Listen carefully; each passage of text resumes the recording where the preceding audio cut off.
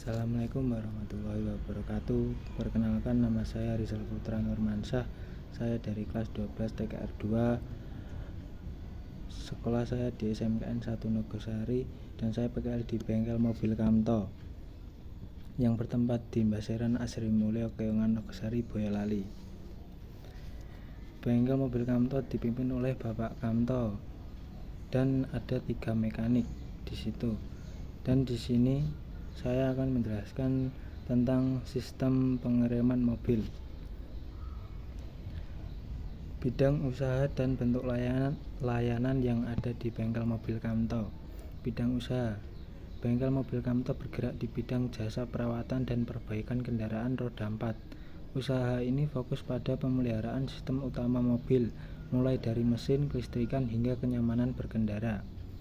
Bentuk layanan: pertama, perawatan dan perbaikan AC mobil. Nomor 2, pemeriksaan dan penggantian baterai aki. 3, diagnostik mesin untuk mendeteksi kerusakan. 4, perbaikan sistem kelistrikan mobil. 5, penggantian filter kabin dan filter udara. 6, penggantian oli secara berkala. 7, servis dan perbaikan sistem rem. 8, reparasi suspensi dan sistem kemudi. 9, servis transmisi. Apa sih itu pengertian sistem pengereman? Sistem pengereman mobil adalah serangkaian komponen yang bekerja sama untuk memperlambat atau menghentikan laju kendaraan dengan cara mengubah energi kinetik menjadi energi panas melalui gesekan. Sistem ini terdiri dari komponen utama pedal rem, master rem, fluida rem, brake booster, brake caliper, brake pad atau kampas rem, dan piringan cakram, disc brake atau tromol, drum brake. Tujuan sistem pengereman: yang pertama itu mengurangi kecepatan dan menghentikan kendaraan. Nomor 2, kendaraan menahan kendaraan agar tidak bergerak. Nomor 3, menjaga keselamatan. Nomor 4, menjaga stabilitas saat pengereman. Nomor 5, memperpendek jarak pengereman. Dan cara kerja sistem pengereman adalah melalui prinsip hidrolik saat pedal rem ditekan. Tekanan dari minyak rem di dalam sistem mendorong piston kaliper. Piston ini kemudian menjepit kampas rem ke piringan cakram yang berputar menciptakan gesekan, mengubah energi kinetik roda menjadi energi panas dan memperlambat kendaraan. Langkah kerja rem cakram: yang pertama itu menginjak rem pedal rem. Saat pedal rem diinjak, pengemudi memberikan tekanan pada sistem. Tekanan ini diubah menjadi tekanan hidrolik atau master silinder.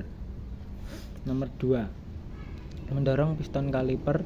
Tekanan hidrolik mengalir melalui saluran rem dan mendorong piston yang ada di dalam kaliper. Nomor 3, menjepit cakram. Piston akan bergerak dan mendorong kampas rem untuk menjepit piringan cakram. Nomor 4, menciptakan gesekan. Gesekan antara dua kampas rem dan cakram akan memperlambat putaran roda. Proses ini mengubah energi gerak kinetik menjadi energi panas. Nomor 5, ketika pedal rem dilepas, tekanan hidrolik hilang. Hasil pada piston kaliper akan menarik piston dan kampas kembali ke posisi semula, memungkinkan cakram bebas kembali. Dan ini ada 2 contoh kerusakan pada rem cakram. Yang pertama, kampas rem habis. Yang nomor 2, disc brake aus dan suara berdecit.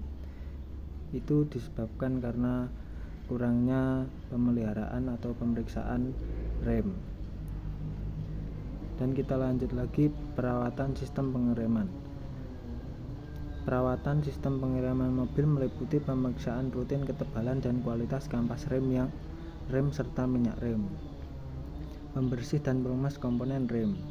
Yang pertama, periksa ketebalan kampas rem.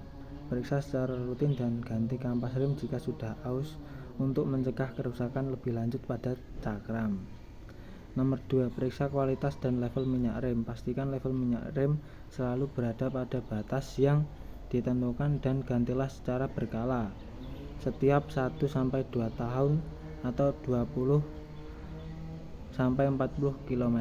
Jika sudah keruh atau kotor, bersihkan dan beri pelumas dan cakram dari kotoran. Beri pelumas pada bagian kaliper untuk menjaga kinerjanya. Nomor 4, periksa kondisi cakram dan kaliper. Periksa apakah ada keausan atau deformasi pada cakram dan periksa juga kaliper untuk melihat adanya kebocoran minyak rem pada piston. 5. Lakukan servis rutin dan pengecekan rem secara rutin di bengkel, idealnya setiap 6 bulan atau 30 km. Dan kita lanjut lagi ke cara mengganti kampas rem. Persiapkan alat dan bahan yang diperlukan, termasuk kunci pas, dongkrak, penyangga dongkrak, kunci shock set, kampas rem baru, cairan rem, dan kain lap bersih. Nomor 2, keselamatan utama parkiran mobil di permukaan yang datar. Aktifkan rem parkir dan ganjal roda belakang untuk mencegah mobil bergerak. Kenakan kacamata keselamatan dan sarung tangan untuk melindungi mata kita dari abu sisa-sisa kampas rem. Nomor 3, angkat mobil, longgarkan baut roda, gunakan dongkrak hidrolik untuk mengangkat mobil dan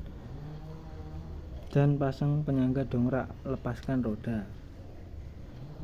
Nomor 4, lepaskan kaliper rem dengan membuka baut dan menahannya. Gantung kaliper dengan tali bungai agar tidak merusak saluran minyak rem. Nomor 5, lepaskan kampas rem lama dan keluarkan kampas rem lama dari kaliper. Periksa apakah ada keausan yang tidak merata yang bisa mengindikasikan masalah seperti kurang pelumasan atau piston kaliper yang macet. Nomor 6, bersihkan dan siapkan kaliper permukaan pemasangan rotor menggunakan sikat kawat untuk menghilangkan karat dan kotoran. Nomor 7, pasang kampas rem baru ke kaliper, pastikan posisinya benar. Lumasi bagian belakang kampas baru dan untuk mencegah bunyi berdecit pada rem. Nomor 8, pasang kembali kaliper ke mobil, kencangkan baut kaliper dengan spesifikasi torsi yang benar. Nomor 9, periksa cairan reservoir rem dan tambahkan cairan jika perlu. Nomor 10, langkah akhir, pasang kembali roda dan kencangkan baut, turunkan mobil dari pompa rem untuk memastikan berfungsi dengan baik. Nomor 11, uji bawa mobil atau uji ringan untuk menyesuaikan rem baru. Injak secara bertahap untuk mengurangi kecepatan mobil dari 80 km per jam menjadi 48. Dan kita lanjutkan ke selanjutnya, kampas rem yang sering digunakan. Yang pertama itu ada kampas rem organik non asbes, terbuat dari campuran bahan organik seperti serbuk kayu, karet, dan resin yang diperkuat dengan serat sintetik seperti aramid atau kaca. Nomor 2, kampas rem semi metalik terbuat dari campuran logam seperti 30-65% baja, kawat, tembaga yang diikat dengan resin organik. Yang nomor 3 itu kampas rem Kevlar terbuat dari serat Kevlar yang diperkuat dengan bahan pengikat. Kevlar merupakan bahan yang sangat kuat dan tahan aus, sehingga kampas rem Kevlar umum digunakan pada kendaraan balap atau kendaraan dengan performa tinggi. Dan sudahlah presentasi ujian saya. Jika ada salah kata, saya mohon maaf. Sekian, terima kasih. Billahi taufiq wal hidayah. Assalamualaikum warahmatullahi wabarakatuh. Bye bye.